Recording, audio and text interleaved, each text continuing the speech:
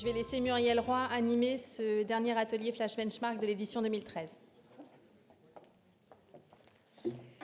Alors bonsoir à tous, merci d'être là, assez nombreux sur cet atelier Flash Benchmark sur un sujet qui a séduit du monde, c'est pour ça qu'on a changé de salle et qu'il y a ce petit délai. Donc les études sur mobile. Alors bon, c'est une évidence, je pense qu'aujourd'hui vous avez tous dans votre poche un, peut-être même deux téléphones. Vous avez tweeté, vous avez peut-être parfois consommé avec ce téléphone. C'est une évidence, aujourd'hui le téléphone est partout, dans les poches de tous les consommateurs. C'est un outil de traçabilité des habitudes des consommateurs, c'est un potentiel énorme pour les études.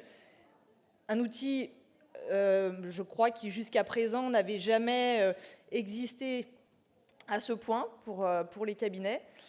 Donc aujourd'hui, il est normal de s'interroger sur le formidable potentiel que le mobile représente pour les études de marché, en quanti, en quali, les deux à la fois.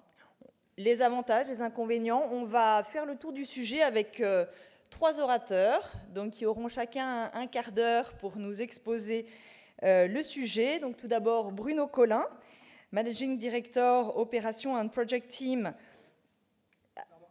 Athènes Sofres, voilà, qui va nous parler de ces études mobiles qu'il qualifie d'études en mobilité.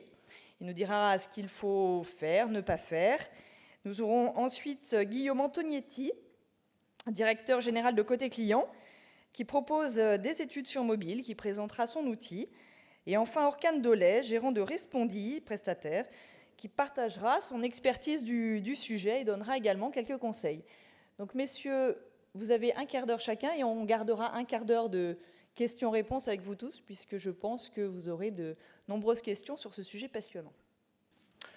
Je trouve qu'on on parle beaucoup de mobile, on parle beaucoup de big data, on parle beaucoup de ce genre de choses. Je trouve qu'on est un peu atteint de mobilisme aigu. C'est vrai qu'on a tendance à penser que si on ne parle pas mobile, si on ne parle pas big data, en fait, on ne sait plus faire d'études. Or ce n'est pas vrai. Il y a plein d'autres choses qu'il faut voir et c'est un peu pour ça que je voulais vous donner un peu mes petits insights. Donc, je vous disais tout à l'heure, le consommateur mobile en libre accès, est-ce que c'est le consommateur qui doit être accessible quand il est mobile, c'est-à-dire sur un lieu de vente, après un contact, ou bien est-ce que c'est le consommateur et sa relation avec ce mobile, c'est-à-dire son espèce d'appareil qu'il a sur lui tout le temps. Moi, je n'en ai même pas, vous voyez. Donc c'est un peu tout ça que je voulais voir avec vous. Donc, c'était aussi, comment le dire, la présentation, c'était comme ça. J'adore ce slide du New Yorker, parce qu'en fait, ça montre vraiment que la mobilité, c'est devenu quelque chose de complètement compulsif, d'attractif. Le mobile, c'est devenu un Tamagotchi, une petite bête, on ne peut plus s'en séparer. Donc, est-ce que tout ça, ça facilite les études, ou est-ce que ça a introduit une espèce de big bazar avec lequel il est très difficile de dealer? Donc, si j'appuie sur le bouton, donc 3 phénomènes qui sont pour moi ultra importants. Donc, on va parler de connexion, de conversation et de bruit. On vit dans un monde de connexion, on dit qu'on est tout le temps connecté, qu'on est hyper connecté, qu'on est ultra connecté. Donc on change de génération, on a du Wi-Fi partout, on a du Bluetooth partout, et on est passé de ce qu'on appelait avant l'homo economicus à quelque chose qui est plutôt du numericus, du digitalus. Enfin, on a plein de mots sophistiqués pour dire qu'en fait, on est dans une ère où on est tout le temps relié à quelque chose. Cette liaison, qu'est-ce que ça apporte? Ça apporte normalement ce qu'on appelle de la conversation, c'est-à-dire qu'on échange en permanence des signaux, des messages, on interagit avec tout le monde en permanence. Donc on est revenu un peu il y a 10 ans en arrière, pour ceux qui suivaient un peu tout ça. À l'époque était sorti dans le début des années 2000 ce qu'on appelle le Cluetrain Manifesto, qui parlait de conversation et qui remettait le consommateur ou celui qui interagissait au centre des marchés et au centre des conversations. Donc celui qui avait inventé ce concept, c'était 95 Statements sur justement ces conversations. En fait, il était assez futuriste parce qu'on est arrivé là-dedans. Donc on est dans l'ère de la conversation.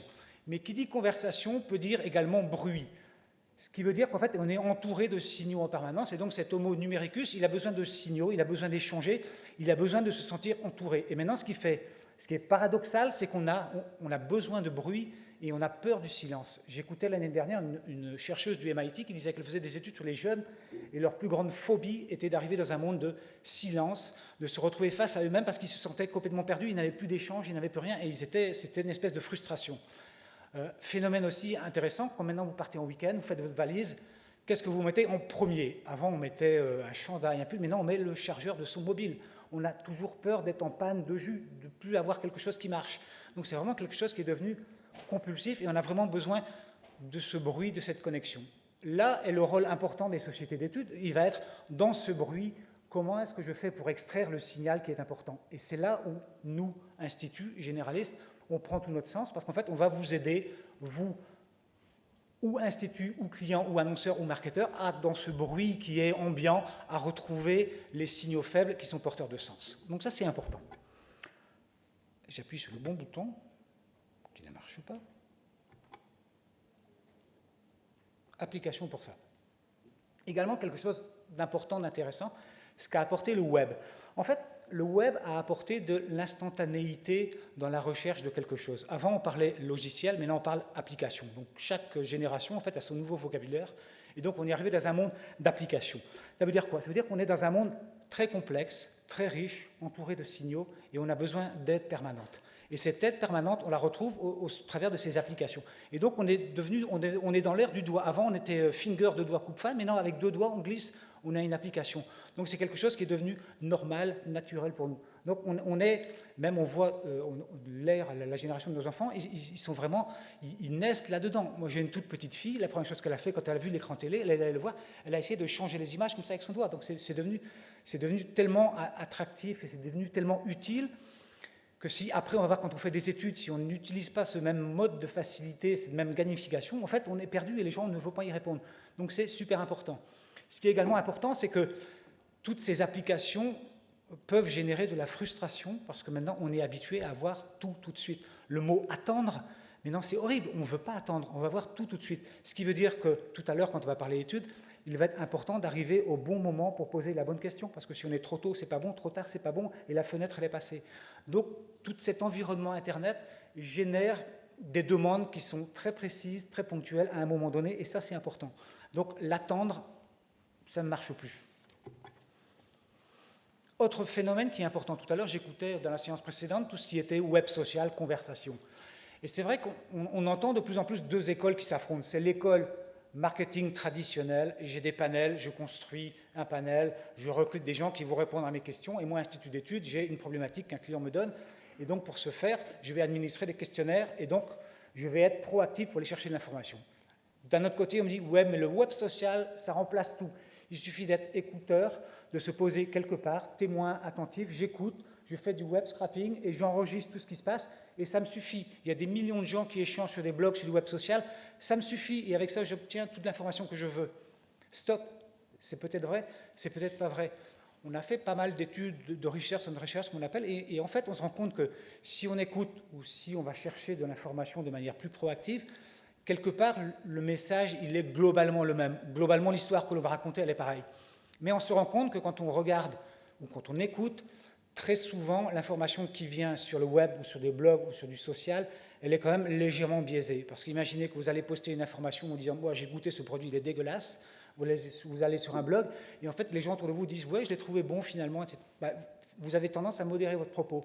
Donc, par définition, on se rend compte que toutes les informations que l'on recueille naturellement sur le web, sans avoir à poser des questions précises, peuvent être biaisées positivement ou négativement. Mais elles vont quand même dans le bon sens. Donc, ce qui est important, c'est de faire la bonne part des choses et d'être pragmatique, ne pas être dogmatique avec « oui, je suis comme ci, oui, je suis comme ça ». En fait, ce qu'il faut, c'est intégrer les deux problématiques, être capable d'écouter, être capable de poser des questions, et donc dans un flux continu. Et là, encore une fois, Institut, nous, on est là pour vous apporter ce qu'il faut faire, donc pour vous aider à comprendre le sens de la message, le sens des informations qui sont là derrière. Donc tout ça, on va le voir tout à l'heure, c'est aussi un peu le big data, c'est aussi lié à la mobilité. Donc, je réappuie sur le bouton. Ce qui va nous aider, c'est la techno, ça c'est aussi un phénomène qui est nouveau. La technologie, elle est omniprésente partout dans le monde qui nous existe maintenant. Enfin, on est vraiment dans le monde d'Orwell de 84. On a vraiment Big Google qui est partout, qui nous écoute, qui regarde ce qu'on fait. Donc on a du GPS partout, on a du RFID, enfin les petites puces qui communiquent, on a du sans contact, on a les tags NFC, on a les QR codes, enfin on a plein de termes barbares qui veut dire qu'en fait sur un petit terminal, un petit device, on a des fonctionnalités technologiques qui sont énormes, avec des puissances de calcul embarquées qui sont énormes, donc on peut quasiment tout imaginer, tout faire avec un petit terminal. Donc c'est vraiment quelque chose qui est important, et ce qui est, deuxième point important, c'est que la technologie n'est plus réservée aux élites. La technologie est devenue du mass market, et n'importe qui peut avoir n'importe quelle technologie sur un petit device qu'il achète 1 € sur un abonnement Bouygues, Google, SFR ou qui que ce soit. Donc ça, c'est également un phénomène avec lequel il faut jouer. Le corollaire de cette techno, c'est que comme on peut quasiment tout tracer, on peut faire de la reconnaissance d'image, de la reconnaissance vidéo, c'est ce qu'on appelle le souci de la privacy, c'est-à-dire être capable de respecter l'intimité des gens et la protection des données qu'il va délivrer sur le web. Donc là, des organismes comme la CNIL et les régulations qu'ils peuvent apporter sont importantes. Donc je vous recommande très fortement, chaque fois que vous avez à vous poser des questions sur ce genre de choses, de vous en référer à ce que peut dire, éditer la CNIL, qui est un très bon site, parce qu'encore une fois, il faut faire attention à ce genre de choses. Et on se rend compte que le souci le plus en plus grand des consommateurs, même si le mot consommateur ou le consomme-acteur ou de l'individu ou du kidam, quand il va travailler avec un site, avec un blog, poster quelque chose sur Google, son plus grand souci, on le voit quand on fait des études au sein de tous les pays, c'est comment est-ce que les données que je vais mettre, qui peuvent être un peu perso, sur un site, vont être préservées, vont être respectées. Donc c'est plus le souci de l'intimité, mais c'est le souci de la protection des données. Donc ça aussi, c'est important.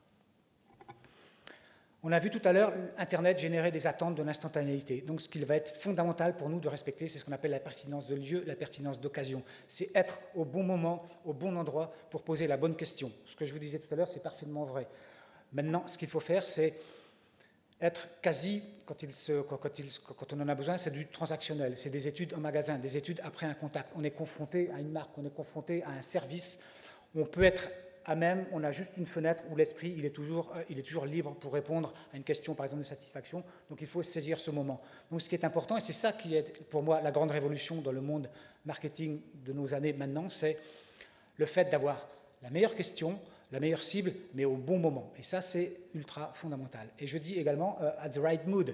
Parce que les gens qui sont habitués à jouer avec Angry Birds sur leur PC ou sur leur tablette ou sur leur smartphone, si on leur donne un questionnaire pourri avec des listes d'items où il faut cocher, ils ne vont jamais y répondre parce que ce n'est pas bon. Donc il faut également pouvoir être à même de faire des questionnaires sympas, ludiques, des questionnaires applications qui soient vraiment de la gamification. Et là, on aura des réponses qui seront en phase avec l'humeur de l'instant. Donc ça également, c'est important. Agnostique. On ne peut pas se permettre de travailler avec un matériel ou un autre. Il faut travailler avec tout le monde. Il faut être Apple, il faut être BlackBerry, il faut être même avec la télé connectée qui est un nouvel OS, il faut être à même de travailler avec tout. C'est important. Il faut pouvoir contacter tout le monde tout le temps avec n'importe quoi. Donc ça également, c'est un phénomène qui est ultra important. On se rend compte maintenant quand on travaille par exemple avec des panels online et non pas de la mobilité, que plus de 50% des gens qui prennent leurs invitations le prennent via leur smartphone. Donc on n'est plus sur des études Internet, on est sur des études qu'on appelle mobiles. Donc également, tous ces paradigmes changent fondamentalement. Donc important de les respecter. Donc quand vous travaillez avec des outils, c'est pour ça qu'il n'y a pas d'outils standards, mais des outils capables de tracer ou de s'appliquer sur tel et tel support, il faut absolument être tout à fait agnostique. Ne pas être agnostique veut dire amener des biais sur ce que vous allez récolter. Donc, pour aller vite, aujourd'hui, un institut d'études doit savoir tout faire. Il doit savoir écouter, il doit savoir interroger, il doit savoir monter des apps, il doit savoir localiser, reconnaître, divertir, en connecter, en déconnecter. Il doit être capable de comprendre, d'avoir des études de référence, comme nous, par exemple, nous avons des Mobile Life ou des Mobile Behave ou ce genre de choses. Donc, il faut être capable à la fois d'être passif, d'être actif, d'un peu tout faire. Donc, je dirais... Pour moi, quand on me pose la question « est-ce que tu fais des études sur mobile ?», je ne réponds même pas. C'est comme si on me posait la question « est-ce que tu fais des études sur téléphone ?» Bien sûr qu'on en fait, mais là n'est pas la question. La question est « quelle est ta problématique ?» et je te dirai comment je vais y répondre. Donc je n'ai pas d'outils mobiles, j'ai des outils mobiles. S'il faut mettre du transactionnel, je vais faire un outil transactionnel. S'il faut faire du passif pour enregistrer tout ce qui se fait sur un téléphone, je vais le faire, je vais le mettre en place. Donc, il faut être capable de faire un peu tout. Et donc, c'est un peu pour ça, j'ai l'habitude de dire, paradoxalement, on est dans un monde d'études où maintenant les gros ont un bonus, alors qu'avant, les gros avaient un malus. Avant, il fallait être petit et souple, on était capable de driver une méthodologie. Maintenant, quand on est généraliste et important, on est capable de mettre en parallèle 10 technologies pour répondre à des problématiques spécifiques. Et quand on est agnostique sur les méthodes, sur les outils, je ne vais pas forcément vous forcer à utiliser une solution mobile alors que peut-être un téléphone ou un mail ou autre chose serait plus pertinent. Donc moi, ce qui m'importe, c'est votre problématique et face à cette problématique, je vous mettrai la solution qui vous répond le plus. Un point aussi qui entre guillemets, qui m'énerve un peu, c'est ce fameux Big Data. Tout le monde en parle. Qu'est-ce que c'est que le Big Data ? Le Big Data, c'est un phénomène tout à fait naturel. C'est un peu ce que j'appelle la course au V. Tout le monde parlait des fameux 3V, la vélocité, le volume, la variété, mais on en rajoute tous les jours, j'entends rajouter la valeur et la versatilité. Moi, je rajouterais un seul, c'est la vie privée. Encore une fois, attention, le big data, c'est quoi? C'est des données tout le temps, c'est des données d'écoute, c'est des données d'enregistrement, c'est des données de questionnaire. On sait qu'il y a des flux continus, on sait que ça existe, mais ce n'est pas pour ça qu'on va en parler, en faire une montagne. Bien sûr qu'il faut dealer avec ça, mais un truc qui est important, c'est la vie privée. Donc pour moi, c'est le 4e V le plus important, il faut faire attention. Donc encore une fois, je fais la pub pour la CNIL, je ne suis pas payé par eux, mais si vous avez un document à lire, je vous conseille Innovation et Perspectives. C'est donc un cahier qu'ils ont édité, ça fait quelques mois, qui reprend l'intégralité de toutes les nouvelles technos, de la biométrie, en passant par le passif, le GPS, et il vous l'explique de façon très pédagogique, avec toutes les qualités, mais également tous les soucis que l'on peut avoir derrière. Donc je vous recommande fortement cette lecture. Donc pour finir, ce monde de mobilité ou ce consommateur mobile, en fait c'est un peu un bazar. On a l'impression que c'est un bazar, on a l'impression que c'est très compliqué, on a l'impression que pour le comprendre, il faut avoir fait X, Polytechnique, HEC, Pont et Mines en parallèle. En fait, non. Ne vous souciez pas de ce genre de choses. C'est peut-être un grand bazar, peut-être, mais j'appuie sur le bouton et ça ne marche pas. Vous pouvez passer la suivante, s'il vous plaît. Moi, je dis, rien ne vaut la simplicité. Il faut avoir une bonne problématique en tête, et c'est ça qui est clé. Ce n'est pas le bon outil, c'est la bonne problématique. Nous, Institut, on a une connaissance globale des attentes, on a une connaissance globale des expériences, on a une connaissance globale du consommateur. On sait comment il réagit, on sait comment l'appeler. Donc merci de ne pas vous focaliser sur le mobile qui est un outil, mais plutôt vous focaliser sur ce que vous voulez faire, sur votre problématique, et là, derrière nous, on vous mettra la meilleure des solutions. Ça pourrait être du mobile, ça pourrait être du passif, ça pourrait être de l'actif, ça pourrait être du tablette, ça pourrait être même du mail, ça pourrait être tout. Donc la mobilité, c'est bien, mais ce n'est pas papa-maman, ça ne fait pas tout. Ce qu'il faut avoir en tête, c'est est-ce que c'est un consommateur en situation mobile que je veux avoir, et après posez-vous les bonnes questions et on vous répondra de la meilleure façon. Merci.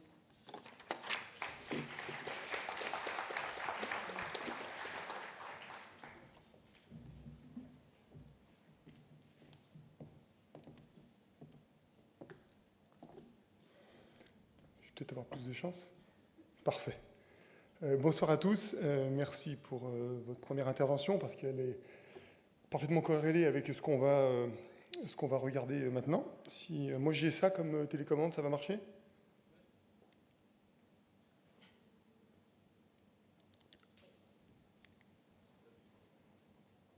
Ah. Parfait. Ce que je vais vous raconter, c'est là où je suis d'accord que je ne vais pas parler d'outils, je vais vous montrer les outils. Mais mon discours va être de démontrer une croyance qu'on a développée chez Côté Client, c'est que grâce à cet outil, on peut faire des nouvelles approches dans les études et du coup faire évoluer notre métier. Je ne peux pas m'empêcher de faire une toute petite présentation de Côté Client parce qu'on est un petit institut très peu connu, parce que très retail. C'est une société que j'ai créée en 2006 suite à une expérience de patron des études chez Decathlon et qui m'a permis de penser qu'il existait un vide sur le marché d'instituts spécialisés dans le retail. Donc j'ai créé Côté Client, qui donc en 2006, on fait maintenant 3,5 millions, 3,7 millions de chiffre d'affaires, 25 collaborateurs, 6 qualitativistes permanents. C'est un score que j'aime bien raconter parce que pour les petites structures comme celle-ci, il est rare d'avoir un département quali aussi puissant qui fait 100% de son temps sur du retail.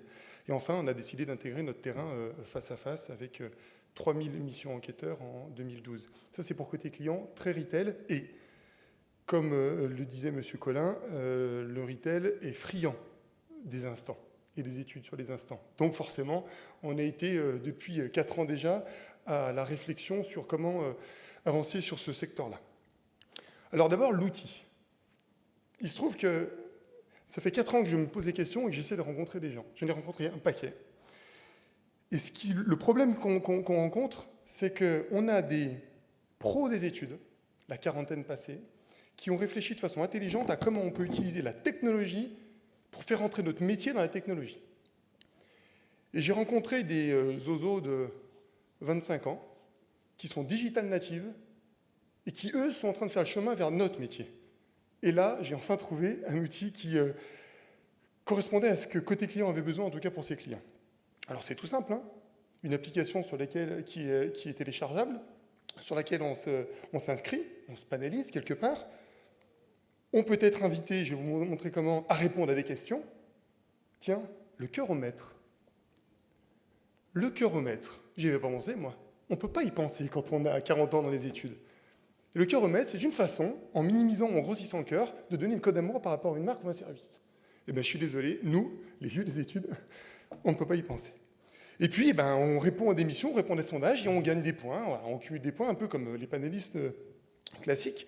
Et du coup, on construit notre panel, tout doucement, de consommateurs qu'on va pouvoir solliciter de différentes manières. Et ce que j'ai décidé de faire, c'est de vous montrer de quelle manière. Prenons des exemples. On n'arrête pas d'entendre parler de mobile, on ne voit jamais rien. Allons-y. Un test sur les vitrines. Qu'est-ce qu'on a demandé? On a demandé à 40 clientes et non-clientes de se rendre dans une rue commerçante où il y avait la vitrine d'un de nos clients et puis les vitrines de concurrentes. On les a recrutées sur panel. Évidemment, on les a géolocalisées pour vérifier qu'elles réalisaient bien l'enquête au bon endroit. Et donc, allez, quelques petits exemples de retour client. D'abord, ils sont panélisés, effectivement, ils sont géolocalisés, pardon. On voit bien qu'ils sont dans la bonne rue, au bon endroit. 2, par exemple, prenez la photo de la vitrine et dites-nous ce que vous en pensez. Et là, en l'occurrence, elle dit, ça fait envie que le printemps arrive, et j'adore les couleurs, et ces produits sont vraiment fashion. Effectivement, c'est un retour client, mais quand on en a 40 et qu'on le fait tous les mois, à chaque vitrine, on commence à sentir les facteurs clés de succès, une vitrine qui fait rentrer versus celle qui ne fait pas rentrer, surtout quand on fait les concurrents en même temps. Et puis, évidemment, un petit cœuromètre pour vérifier de façon régulière et au bout de la saison, après avoir fait 4 ou 5 vagues, où est-ce qu'ils en sont sur leur cœuromètre. Bref, dans cet exemple-là, on valide le niveau d'attractivité de la vitrine versus concurrent, et on valide le respect de la mise en place de la vitrine par le directeur de magasin. Alors donc on fait quelque part une petite visite mystère au passage, si vous voyez ce que je veux dire. Et puis pendant qu'on y est, si on les faisait rentrer dans le magasin, prenez en photo un produit que vous achèteriez volontiers, parce que vous le trouvez sympa en termes de look, mais qui vous dérange, ou en tout cas vous n'avez pas confiance en termes de qualité. Et pourquoi? En l'occurrence, j'aime bien les clous dorés sur le côté et la couleur, mais franchement, la coupe du pantalon est décevante, il n'a pas de tenue. Évidemment, il faut en faire plusieurs, ça ne suffit pas. Mais qu'est-ce qu'on fait avec ça? On identifie, dès le lancement de la saison, les tops et les flops, mais aussi ceux des concurrents. On adapte le merchandising et la communication. Je n'ai pas utilisé d'enquêteur pour l'instant.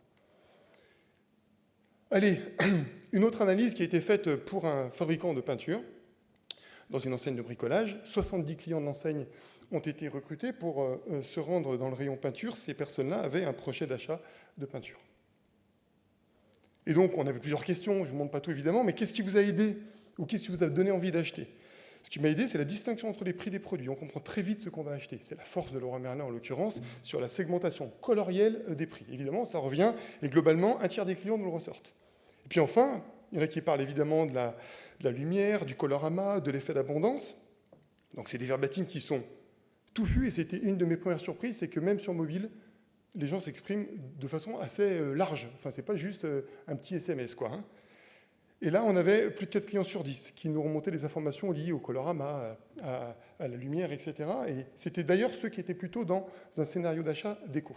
Bref, je ne vous montre pas l'analyse, mais en quelques jours, avec 70 personnes en magasin, on se rend compte que sur les scénarios déco, la luminosité, le balisage ultra simple des prix, l'effet d'abondance et la classification par coloris sont des facteurs clés de succès de ce rayon peinture. Alors, évidemment, je vais vite, mais ça s'est fait en quelques jours, et du coup, on optimise la segmentation de rayon, on adapte le merchandising au scénario d'achat. Alors vous allez me dire, il est gentil, mais il ne nous parle que de retail. Alors évidemment, on a, grâce à cet outil, voulu faire d'autres choses, et on a fait un test de qualité de service dans le TGV. Merci de vous rendre à la voiture bar et de prendre le comptoir en photo et de dire ce que vous pensez de l'offre proposée. Donc là, je vous ai passé la photo, mais pour voir si l'offre était bien mise en place. C'est top. Les produits Michel Augustin, par contre, les plats chauds ne donnent vraiment pas envie. Que retenez-vous de ce voyage? Le pur testimonial, le pure question ouverte. En fait, il nous explique à la réservation, je n'ai pas pu avoir une place isolée, et pourtant il y en a partout à l'étage du dessous, comme s'il voulait nous parquer au premier étage. Et donc ça, on le retrouve dans les études quali. Mais c'est lourd, c'est fastidieux, ça ne se fait pas comme ça. Là, ça se fait tout simplement, très rapidement, j'entends. Et enfin, un petit coup de comment trouvez-vous l'attitude du contrôleur? Très aimable, plutôt pas aimable ou pas du tout aimable? Je vous rejoins complètement. On est vraiment dans le cas où, quand on est sur cet instant-là, on n'est pas prêt à avoir une batterie de questions à la con qui fait que, finalement, on va sortir du questionnaire. Et là, je suis désolé. C'est pas à 40 ans dans les études qu'on peut trouver ça. Enfin, ou alors, il faut me les présenter parce que j'en ai trouvé beaucoup. On réalise donc un audit type visite mystère avec l'œil du client. Par exemple, trouvez-vous que les toilettes sont propres ou sales? C'est de la vision client. Elles sont sales. Prenez en photo et dites-moi pourquoi vous trouvez sales. Ce n'est pas pareil qu'un vrai audit visite mystère. On obtient de la satisfaction client en live, parce que interroger 3 jours après sur l'attitude du contrôleur, je suis désolé, j'y crois plus. Et enfin, on récupère des insights du type quand j'ai réservé, etc., etc. Pour finir, donc on s'est posé, et ça nous préoccupe, comme nous tous dans les études, de quoi on est en train de parler. Est-ce que c'est un outil de plus? Il en existe maintenant plein sur le marché, Civilise, Hector, pour les nommer, qui sont des outils d'écoute client.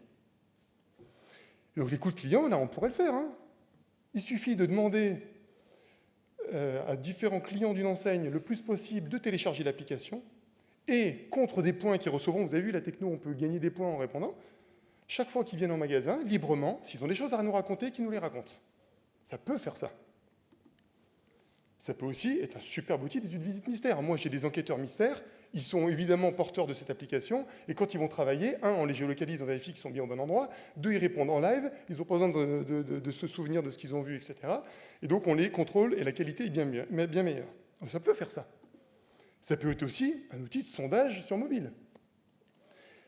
Ma grande croyance, c'est que, en fait, on va faire des choses nouvelles avec ça. Et quand j'entends des choses nouvelles, c'est on a la possibilité d'avoir du quanti impliqué, des réponses en situation. On a une fabuleuse opportunité de récupérer des testimoniaux, des insights, mais aussi de faire de l'audit et de la vision client. Et donc, ce n'est pas soit l'un, soit c'est pas un outil qui nous permet de faire notre métier habituel avec de la technologie. Ça nous permet de faire différemment notre métier et de répondre à des problématiques qu'on n'avait pas l'habitude de répondre. Et donc, le premier grand thème, c'est de tester, d'auditer, de remonter l'insight, comme je vous ai montré là quelques exemples. Et là, il y a de quoi faire, hein, les directeurs marketing, même les chefs de marché.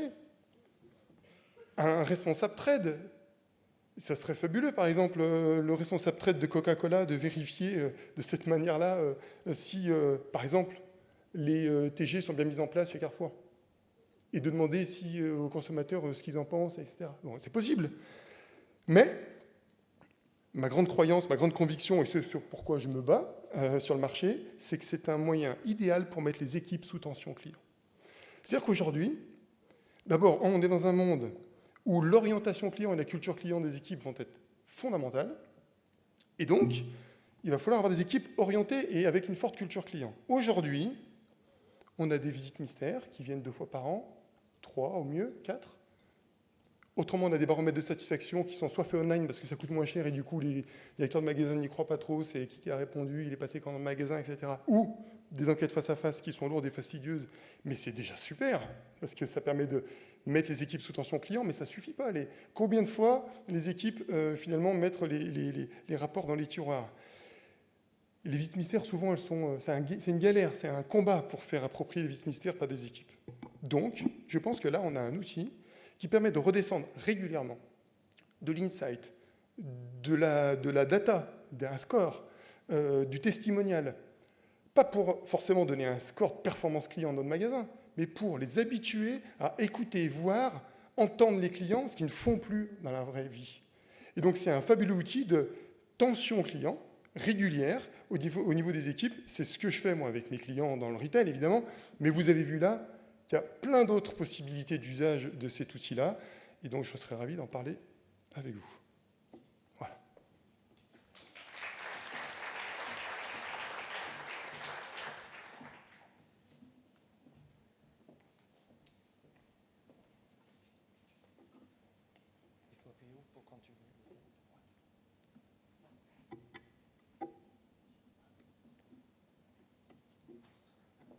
Bonjour. Moi, je ne suis pas un institut comme les 2 messieurs avant moi. Respondi est plutôt un prestataire de terrain. Et je trouvais ça intéressant aussi que j'ai postulé pour parler avec les messieurs aussi, parce que tous les designs d'études qu'ils ont montrés nécessitent quand même que les consommateurs jouent le jeu aussi. Et alors, juste dans un slide pour voir ce que Respondi fait. Alors, notre cœur de métier, c'était le Professional Research Services, c'est le recrutement des participants pour des questionnaires online, et la gestion des panels dédiés et des communautés d'études ou des études qualitatives online. Et si vous me demandez le mobile, où il se place ici, c'est pour ça que j'ai gardé ce slide aussi. On le voit partout. Parce que une des limites, par exemple, du mobile, c'est ce que, disons, c'est les messieurs qui ont présenté TNS et côté client, ce sont des instituts qui sont adaptés déjà au mobile. Et je rencontre dans le quotidien beaucoup d'instituts qui me disent, bon, c'est sympa, c'est génial, mobile, tout le monde en parle, mais mon questionnaire de 30 minutes, le UEA, comment je fais dessus? C'est le mobile, il n'est pas là pour ça, et comme dans la conclusion côté client, on l'a dit aussi, c'est une nouvelle génération d'études en quelque sorte, et surtout une nouvelle génération qui est nécessaire. L'autre jour, je regardais chez Canal+, le zapping, et ils montraient un village de Maasai, en Afrique, et ils ont, devant ces cabanes, il n'y a pas d'eau courante, il n'y a pas d'électricité, les vêtements traditionnels, et tout d'un coup, le bonhomme, il sort un smartphone, il prend une photo, et il l'envoie à quelqu'un. Les consommateurs, ils vont vers là. Les consommateurs, quand ils utilisent Internet, j'imagine beaucoup de gens dans la salle font de la même manière. On regarde, le soir, on est rentré, on regarde la télé, il y a la publicité ou quelque chose qui ne nous intéresse pas. On sort le smartphone, on regarde quelque chose, on fait quelque chose. Alors, c'est le market research. À la fois, c'est un outil déjà enrichissant, rien que ça vaudrait le coup d'aller dans ce sens-là, parce que c'est la première fois qu'il y a un outil de recueil qui est en permanence auprès du consommateur. Ça ouvre des portes normalement qui étaient inouïes il y a 20 ans, mais en dehors de la richesse que ça fait, si on ne le suit pas, le consommateur, on va avoir de plus en plus du mal à obtenir les informations de lui qu'on veut. Comme je disais, on l'utilise dans les 3 volets. Par exemple, dans le quanti, c'est pour ça, auprès de nos clients, en dehors des instituts qui sont spécialisés, on voit que chez les quantitativistes, le mobile, ça se propage un peu moins rapidement, alors qu'ils ont adapté en premier le online. Sur le projet Cali, par contre, à chaque projet Cali, le qualitativiste me dit « Oui, mais je veux que le site il soit accessible par mobile aussi. » C'est pour lui, bon, si je fais du Cali online, l'avantage du Cali online, c'est de suivre les consommateurs sur la durée, de rester connecté 3 semaines, 4 semaines avec des gens pour bien comprendre leur quotidien, aller en profondeur avec eux. Ils disent, bah, tant qu'à faire, oui, il faut qu'ils se connectent sur le mobile. Quand ils sont dans le métro, quand ils vivent quelque chose, quand ils voient quelque chose qui est en contexte avec cette étude, je veux qu'ils le postent avant qu'ils l'oublient, et surtout je veux avoir leurs commentaires. Et c'est ça, ce qui ressort dans les designs d'études qui ont été un peu cités aussi. Si on résume l'avantage du mobile en tant que richesse, c'est l'instantanéité et le contextuel. Peut-être vous n'avez pas 50 questions que vous avez pu lui poser à cet instant-là, mais vous savez à travers la géolocalisation où ça a eu lieu, quand ça a eu lieu. C'est un outil connecté, ils peuvent prendre des photos avec, comme côté client l'a montré, faire un petit commentaire. Après, hier, on a présenté dans un autre atelier une communauté d'études où on mélangeait le Cali et le Quanti. Ce n'était pas une phase Quanti, une phase Cali, c'était en permanence les participants, pendant 2 semaines, ils sautaient entre le Quanti et le Cali alimentait le Quanti alimentait le Cali. Et c'était une communauté avec 100% de smartphone users. Mais quand même, on a vu, disons, vu comme j'ai raconté, c'est comme si les gens ils n'utilisaient plus l'ordinateur stationnaire. C'était sur 3 continents. Sur la France, il y avait 14% des postes qui venaient des mobiles. Quand même, la grosse majorité, ça restait du stationnaire. Mais ces 14% de postes qui venaient sur du mobile, ils déclenchaient beaucoup plus d'activités, ils enrichissaient parce que ils étaient dans le contextuel, c'était quelque chose de vécu, il y avait une photo avec, etc. Après, comme je faisais l'anecdote du Maasai, surtout quand on est sur du international, sur des pays émergents, ça commence à devenir encore autre chose. Ils ne veulent pas suivre la même évolution vers le online que l'Occident a vécu. Récemment, j'ai demandé un devis pour un échantillon quanti online en Afrique du Sud. Ils me font un prix 2 fois plus cher si le questionnaire ne marche pas sur mobile. Parce qu'ils disent la majorité chez nous qui ont accès à Internet, c'est sur mobile. C'est en Amérique latine ou dans certains pays d'Asie où, avant d'avoir eu les téléphones fixes, où c'est compliqué pour des raisons d'infrastructure de poser les lignes dans tout le pays. Ils sont arrivés déjà dans l'époque des smartphones, et surtout, rien que pour s'adapter à ces pays-là, aussi si on travaille à l'international, il est intéressant d'intégrer le mobile. Mais, justement, ça nécessite aussi, du coup, quand même sur le mobile, on ne va pas pouvoir justement poser les questions de 30 minutes, et là, les panels dédiés rentrent dans le jeu. Ce qui est un peu, en tant que prestataire de panel, où je me posais toujours un peu des questions, c'est dans les market research, il y a les panels, la méthodologie des panels. Je ne parle pas des access panels, la méthodologie d'un panel de poser des questions à la même personne plusieurs fois. Alors que maintenant, dans le online, tout le monde travaille avec des access panels. Je vois chez nous très peu la méthodologie des panels. Normalement, on a déjà l'outil qui est intégré. Ce sont déjà des panélistes. Au lieu de poser la personne en 45 minutes le questionnaire, ou sur les 15 dernières minutes, ça commence un peu avec la respondance fatigue d'être plus compliqué, on pourrait couper les questionnaires, faire des modules, et recontacter les gens, ils pourraient remplir tous les 2 jours. Alors, un quantitativiste qui me dit, oui, sur ton mobile, je ne peux pas faire 30 minutes de questionnaire, je peux lui dire, si, mais sur plusieurs jours. C'est quelque chose qui est une voie, je trouve, qui serait à explorer, surtout que les panels online, ils existent déjà. Alors, normalement, le coût, avant de faire des études panel, c'était de panéliser des gens, mais dans la plupart des études online, on travaille déjà avec des gens panélisés, sans exploiter ce caractère du panel. Bon, j'ai parlé des avantages déjà, je saute. Il y a une autre, par exemple, quand on parle de panel, c'était la transition. L'année dernière, on a fait une étude Closer, le Closer Effect avec la Sorgem pour Mondadori, où justement, c'était une étude où on a créé un panel de 3 semaines mobile. La cible, c'était que des femmes qui vivent dans des grandes villes, parce qu'on voulait justement aussi les accompagner jusqu'au magasin et dans des grandes villes. Et 100% possesseurs de smartphone, mais quand même, comme la Sorgem est spécialisée dans le Cali, ils voulaient aller en profondeur aussi, de mieux comprendre. Il y avait une communauté en parallèle, 60 des 300 femmes, elles étaient dans la communauté online aussi.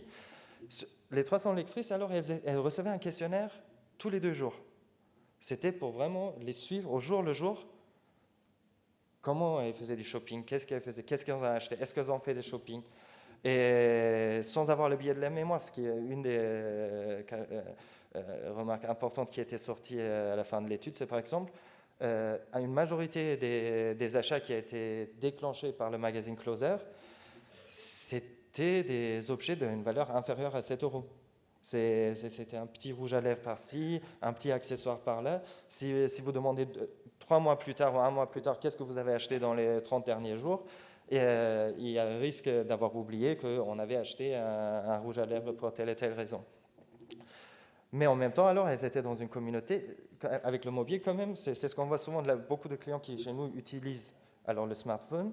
Ce n'est pas nécessairement aussi pour faire que le smartphone. Justement, c'est comme dans le cas que j'ai expliqué tout à l'heure, l'étude qu'on a réalisée avec Métis sur 3 continents, ou dans cette étude de Closer, le mobile est un volet, parfois, qui enrichit les études existantes de ce volet instantané, contextuel, à chaud, et qui n'est pas nécessairement là pour remplacer ce qu'on faisait avant. C'est pour permettre d'aller au-delà.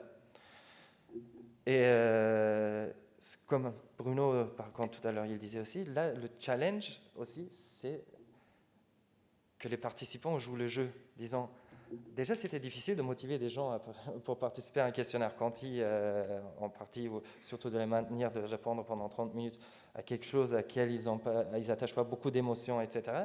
Maintenant, comme le grand avantage, comme c'était dans la photo de TNS, que les gens ils ont anytime, anywhere sur eux, mais si on veut qu'ils participent aussi anytime, anywhere à nos études, ça nécessite un peu aussi justement de rendre des questionnaires plus ludiques, ou justement en partie aussi, c'est ce qu'on vit sur nos communautés, d'en partie de lâcher un peu prise.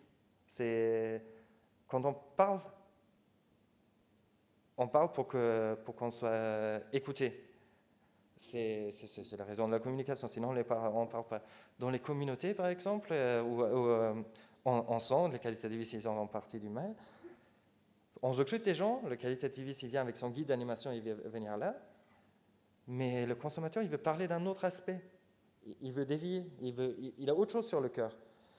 Et on constate, si on lui dit non, c'est ça, on ne veut pas y entendre parler, c'est pas le sujet, parle-moi de ça.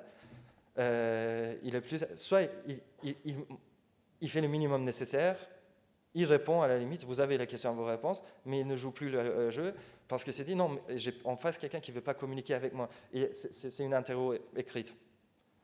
Il a ses questions, il ne veut pas vraiment me comprendre. Il a ses questions, il veut me poser ses questions et j'ai à répondre. Et dans des dispositifs plus lourds comme ça, alors c'est vraiment de la gamification, d'adapter aussi les questionnaires, le design d'études, en dehors des incentives monétaires. Parce qu'avec des incentives monétaires, alors c'est pour embarquer des gens dans des missions aussi fortes, ça mènera à une professionnalisation des participants.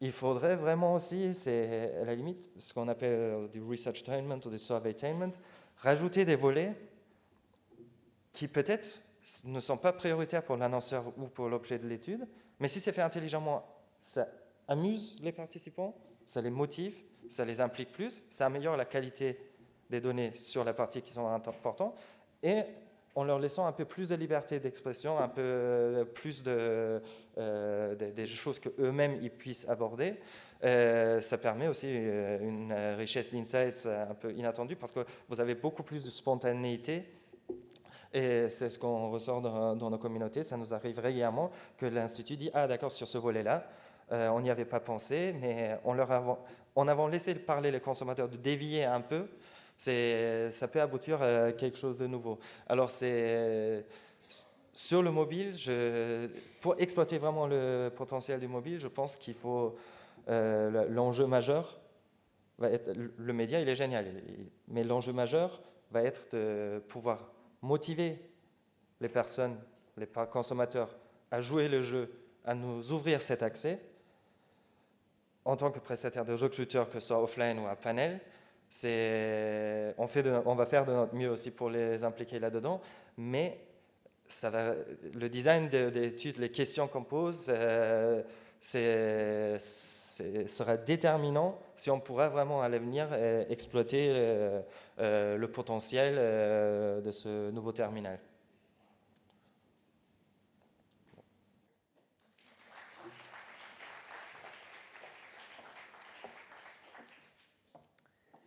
Alors, merci pour ces 3 études complémentaires. Ça a duré 3 quarts d'heure, mais on avait démarré en retard. Si vous avez des questions, c'est le moment. Moi, j'en avais une en particulier. Le monde des études est quand même un monde où, normalement, dans la culture, on prend le temps d'analyser, de réfléchir. Dans ces études sur mobile, on voit que ça va vite. Est-ce qu'on n'est pas un petit peu à l'encontre, justement, de la culture, de l'analyse et de la réflexion ? Est-ce qu'il y en a ? Alors, il y a des micros sur les tables.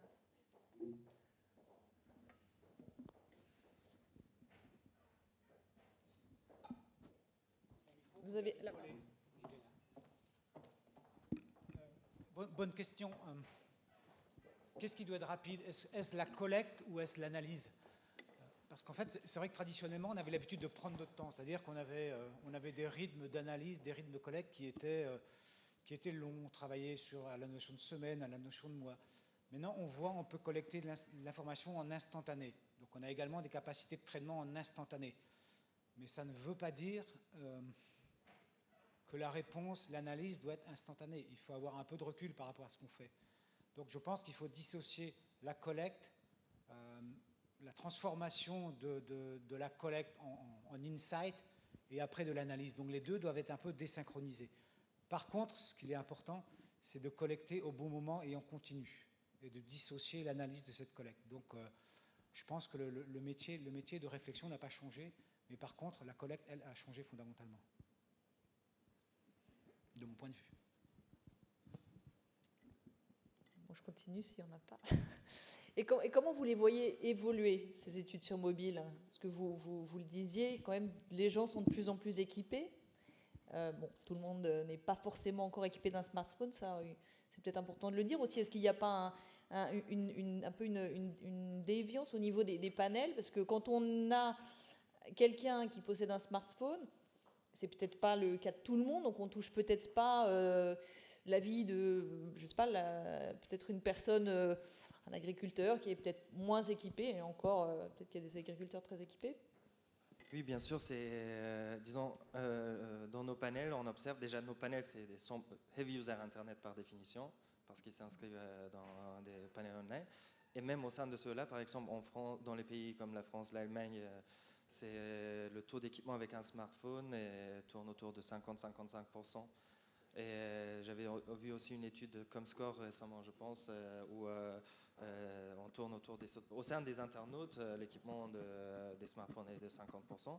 Après, là, c'est pas que des CSP+, par exemple, ça varie en fonction des âges aussi. Les plus jeunes, bien sûr, sans être CSP+, nécessairement, ils ont un smartphone aussi. Mais c'est quelque chose, dans l'état actuel, oui, on ne peut pas dire que les smartphone users soient représentatifs de la population, mais la tendance avec le taux de croissance de la pénétration du smartphone montre clairement que d'ici quelques années, cette question se posera moins.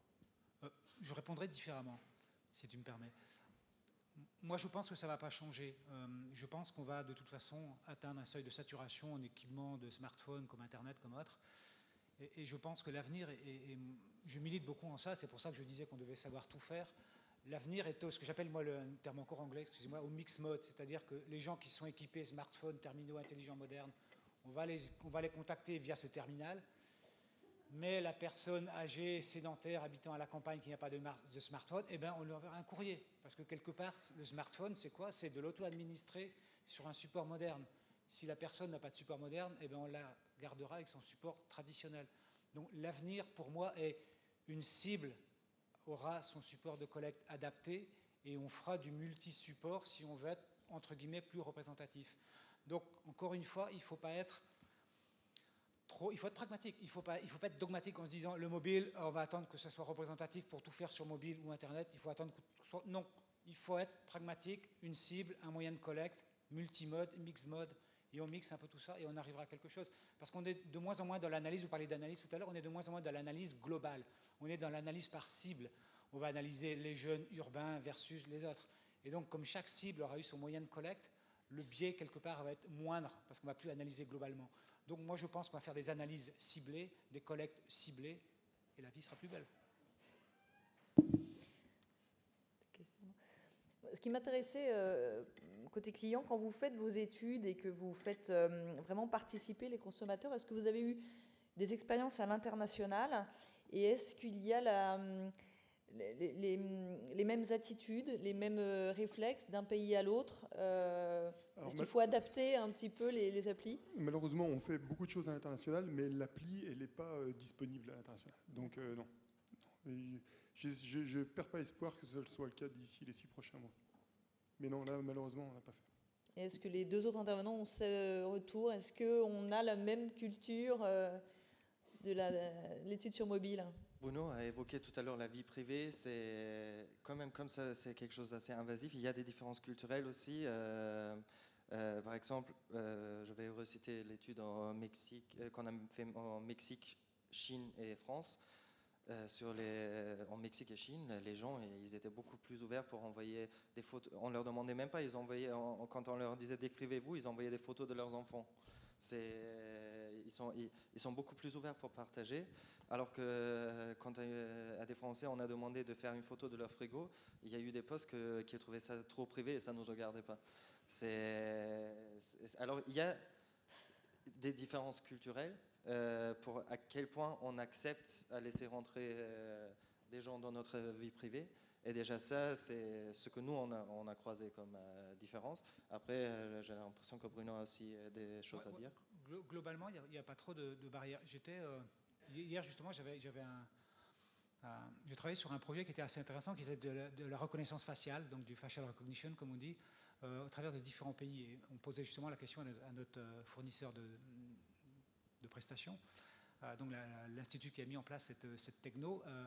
Qu'est-ce qui se passe quand on fait de la reconnaissance faciale sur des sentiments? C'est-à-dire, je suis confronté à une pub, donc je fais un test de concept ou un test de pub, et j'ai ma petite caméra vidéo, donc ma webcam qui me filme et qui analyse mes sentiments pour voir un peu si je réagis positivement ou négativement.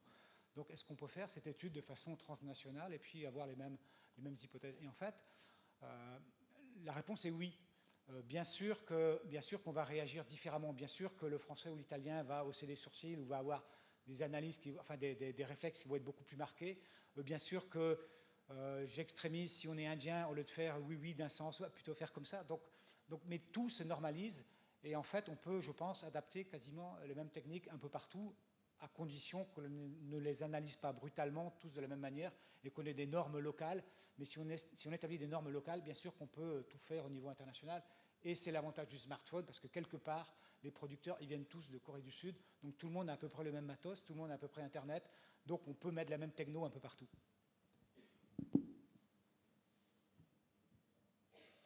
Une dernière question. Est-ce que vous ne pensez pas que finalement la limite de ces études, ce sera le jour où les gens en auront marre d'interagir comme ça en permanence? Alors, ça peut être intéressant, justement, vous qui avez déjà des gens qui interagissent, est-ce qu'ils trouvent ça très amusant? Ou est-ce que des fois, il y en a qui partent parce qu'ils en ont marre? Est-ce que c'est pas ça, un jour, la limite, c'est que les citoyens, disent stop? Moi, je pense qu'ils sont contents, ils sont heureux d'avoir une prise de parole possible, la moins fermée possible, comme vous le disiez. Et donc, c'est un moyen d'exprimer à la marque avec laquelle j'interagis ce que je suis en train d'en penser. Le Zozo qui nous a dit qu'il en avait marre à la réservation de ne pas pouvoir avoir sa place isolée, mais il est super content de pouvoir le dire, sauf qu'il faut lui laisser la possibilité de le dire, et puis de le remonter, etc. Moi, je crois au contraire qu'il va falloir faire en sorte que nos études, avec le design évidemment, mais aussi avec cette capacité à être le plus ouvert possible, ça va être aussi l'avenir, ça va être aussi de pouvoir les plugger sur l'écoute client. Et les entreprises qui vont pouvoir utiliser à la fois l'étude et l'écoute, comme si c'était un tuyau disponible pour les clients pour pouvoir s'exprimer. Et du coup, on n'aura plus besoin des big data. Si jamais on va voir sur Internet ce qu'on est en train de dire notre marque, c'est parce qu'on ne peut pas faire en sorte que le client nous le dise à nous. Moi, ça me fait marrer, toutes ces boîtes qui sont en train de dépenser des millions pour analyser ce qu'on dit de leur marque. Mais demandez-le à vos clients, donnez-leur la possibilité de s'exprimer sur vos marques. Et ce genre d'outil, demain, ce sera la possibilité de sortir son smartphone en disant « Putain, il m'emmerde, j'en ai marre d'attendre 10 minutes en caisse ». Et j'aurais pas besoin d'aller sur Internet, sur mon blog, pour raconter cette histoire-là. Moi, j'en suis convaincu. Donc, cet outil-là, il va falloir... Et l'écoute client, c'est pas de l'étude, mais c'est un moyen de se plugger sur les clients. Donc, comment faire, et j'ai pas la réponse, et j'ai réfléchi, pour que ces outils-là puissent être à la fois des outils d'étude, comme on sait le faire dans notre métier, de façon analytique, et en même temps, des outils qui permettent d'écouter, de comprendre les clients.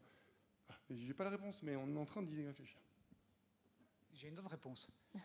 Une réponse qui est double, qui répond à la fois à votre question précédente, qui était comment faire pour que les gens soient intéressés, continuent à participer, et comment faire pour les intéresser. En fait, la réponse, pour moi, elle est assez simple. Je l'appellerais l'étude comme monnaie d'échange. On se rend compte que pour fidéliser, intéresser, capter les gens pour qu'ils donnent leur avis, le point de vue, ce qui les intéresse, c'est « Ok, je donne mon point de vue, mais qu'en pensent les autres ?» Est-ce que les gens qui sont comme moi pensent comme moi ont le même avis? Donc c'est un peu ce qu'on voit avec les likes, dislikes, ce qu'on voit sur Google. C'est l'étude comme monnaie d'échange. Donc si on arrive à faire des études bidirectionnelles, c'est-à-dire je recueille de l'information de façon unique, one-to-one, et je suis capable de redistribuer aux personnes qui m'ont donné de l'information des normes, des benches, des comparatifs, de façon ludique, les gens vont pouvoir se comparer par rapport à leur communauté et les gens vont continuer à être intéressés d'échanger. Parce que qui dit échange dit partage et dit quelque part retour d'information. Et avec ce retour d'information, on arrivera toujours à continuer à intéresser les gens. Mais il faut quand même faire souci de parcimonie. Ça, c'est important. On ne peut pas poser des questions tout le temps à tout le monde. Donc, parcimonie, échange d'informations, et je pense qu'on continuera à intéresser les gens. De toute façon, chaque génération apporte son lot de nouveautés. Il faut se mettre en phase avec les besoins des consommateurs, en phase avec les attentes, interagir avec eux, et si on le fait de façon intelligente, il n'y a pas de raison que ça s'arrête. Donc c'est ça l'enjeu, c'est en fait aussi de rendre l'information, Bien sûr. de leur montrer qu'ils ont joué un rôle. Et je ne sais pas si excusez-moi, je prends la parole, après je ne la laisse plus. Si vous vous rappelez de ce film Minority Report, Oui. On voyait Tom Cruise à un moment qui rentrait dans un magasin, et en fait il voyait des vêtements sur des mannequins, et les vêtements interagissaient avec lui. Bonjour Monsieur Cruise, aujourd'hui les gens qui sont comme vous ont acheté tel type de produit, etc. etc. Donc c'est un peu ça poussé à l'extrême, et je trouvais que c'était bien vu. Ça veut dire qu'en fait, le consommateur interagit avec les normes que lui-même a permis de construire. Donc c'est cet échange qui va permettre toujours de mettre de l'eau au moulin et qui va permettre de faire avancer le schmilblick. Donc moi je pense que c'est intéressant. On vit une époque passionnante. Bon, écoutez, merci beaucoup. Pas de... Ah, si, une question, super. Ah ben, alors il y a un micro qui va venir jusqu'à vous.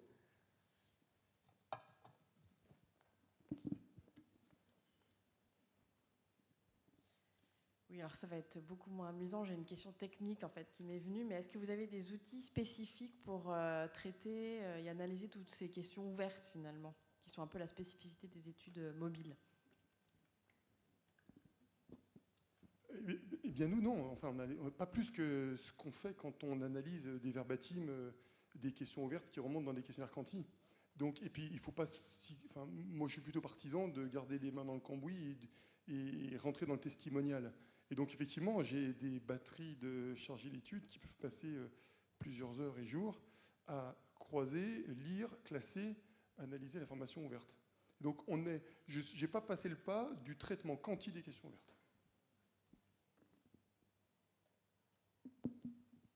Vous avez votre réponse. Non, bien sûr que ça existe. Après on n'aime pas, on fait pas. Mais ne serait-ce que quand on fait du passif, c'est-à-dire quand on va collecter, quand on fait du web scrapping, quand on va analyser les blogs, on recueille des millions de verbatims. Donc on ne peut pas les traiter à la main. Donc ça dépend. Il y a des partisans qui laissons faire la machine. On trouve des freeware, on trouve des open source assez sympas. Donc ça coûte pas cher. Et on peut les mettre à travailler. Il faut juste faire attention. Faut savoir bien les utiliser parce qu'on en trouve tous les jours sur le web gratuitement, des analyses de sentiments positifs, négatifs. Bien sûr que ça existe, mais faites attention parce qu'on peut jouer à l'apprenti sorcier avec n'importe quoi. Donc on peut, enfin un regard et un œil acéré humain à la fin fera toujours la différence. Donc on peut faire une première étape de prédigestion avec de la machine, avec des outils, c'est sûr. Après de là à faire tout manuel ou tout automatique, il y a un curseur qu'il faut manier habilement. Mais bien sûr qu'il y a des outils qui existent. Une toute petite idée. Une fois que la personne a répondu son verbatim, on peut lui demander si c'est un retour positif ou négatif, si ça concerne l'offre, le magasin, les prix. Et du coup, voilà un traitement on gagne énormément de temps parce qu'après, on classe les verbatims sur positif, négatif, sur l'offre, sur le prix, etc. Et voilà, en termes de pré-mâchage de l'analyse, on gagne énormément de temps. Des fois, il ne suffit pas d'inventer des logiciels.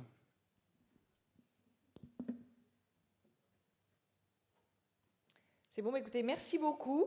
Bon week-end à vous tous, bonne fin de printemps. Et merci à nos 3 interlocuteurs, c'était très intéressant.